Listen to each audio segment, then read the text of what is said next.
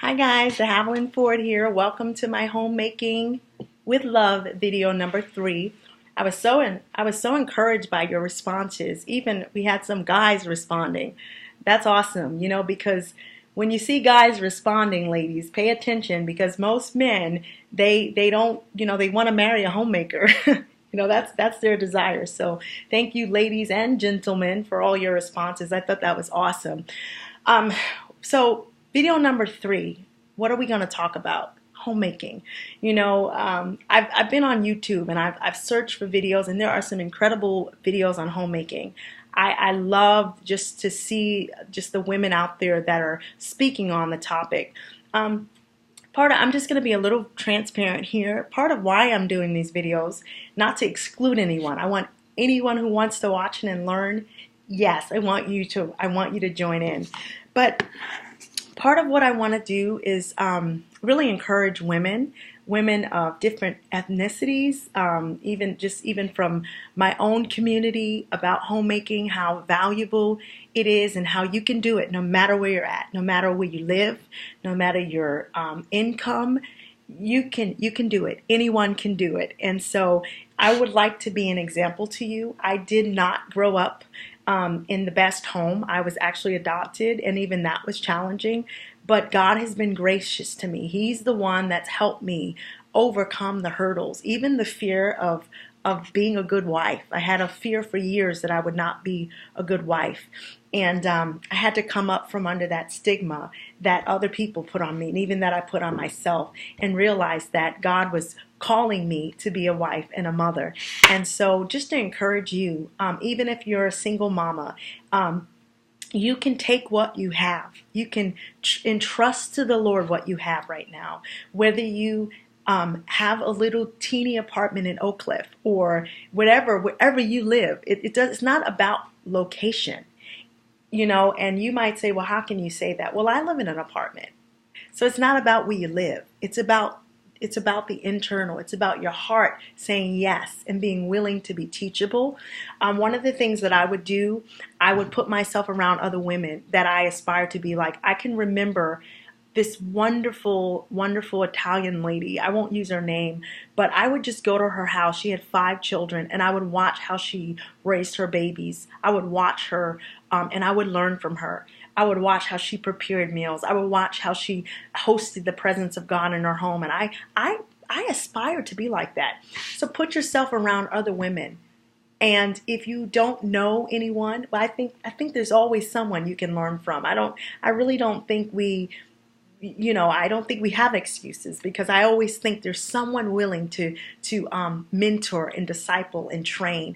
And even me, I'm being discipled. I'm being taught. I'm not the expert. I'm the learned one. So for you young girls that are saying, I really want to be a homemaker. I actually have a friend, she was in college, and she felt like she didn't want to finish school. She actually felt her role was to be a wife and a mother, and her parents encouraged her, go after your dream.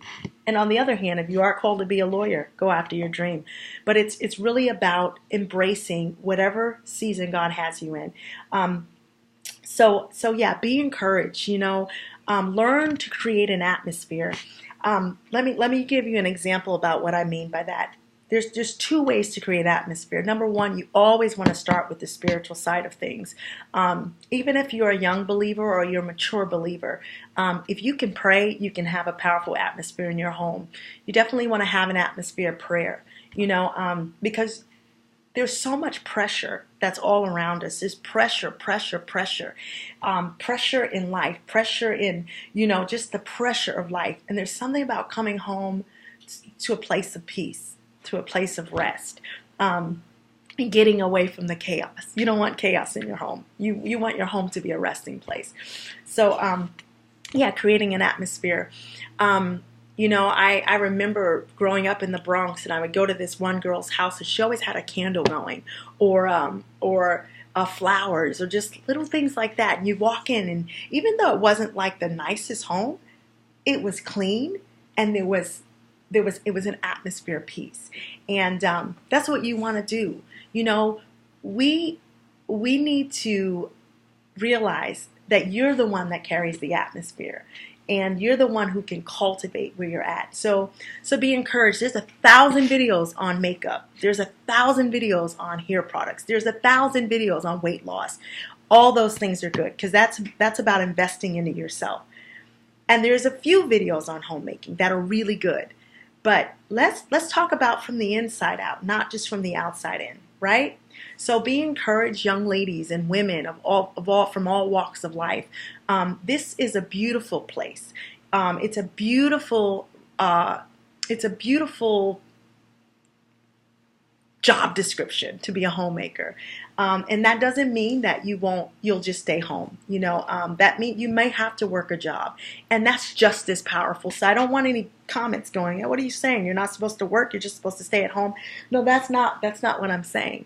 I say you can do both, even if that's something that that you don't have a choice and you have to work. There's grace for that as well. Yeah, so I just want to be an example to you. If I can do it, you can do it. I also have a friend, a young lady. She's a single mom, and she's quite young, and she decided to homeschool and work and go to college. She's doing it, and she's doing a phenomenal job, and she has a lot of help from her church family. So you want to have believers around you that can encourage you and strengthen you. One of the things too that I'm doing this week, this is just a side note. We'll go more into the practical stuff for you mamas, new mamas, old mamas, young mamas. And if you're an older mama and you have some tips, please feel free to leave a comment and teach us because we're willing to learn. One of the things that I'm doing this week is menu planning. I've always been, I'm not an organizer by nature, so it's more of a task. It's more of I have to work harder. I have to work harder at it. But I want a menu plan because it helps with budgeting. And I find I would make 1,000 trips to the grocery store in a matter of a week, and you end up spending hundreds of dollars just because you could have done it in one trip. So I borrowed this awesome book from my neighbor, this binder, and it has all kinds of recipes. And I'm going to take from this book some of the recipes that I want to make. And what I did already is I went to the grocery store today and I bought everything on my list that I need so that I won't have to make those extra trips to the grocery store. Number one, you'll save a lot of time and a lot of money. So menu planning, there's websites. There's the Fly Lady website is awesome for that. And you can just Google. Thank God for this wonderful thing called the computer, the internet. You can Google all kinds of websites. And if you don't have a computer, you can go to the library. There's tons of books. I'm going to reach over here. There's tons of magazines you can get on homemaking. These you can get at the public library, for free. And it'll give you all kinds of tips. There's books. Or again, like put yourself around other women that you aspire to be like. So yeah, menu planning. Another thing that I'm getting into, which I really encourage new moms, is organizing. The cheapest way for me to organize is the dollar store. These little plastic things are only $1. And you can do so much with these. This is just for if you want to start organizing your kitchen, just in terms of your like your beans, your nuts and things like that. You can go to the dollar store. These things right here, I keep all my grains and things like that. This is only $1.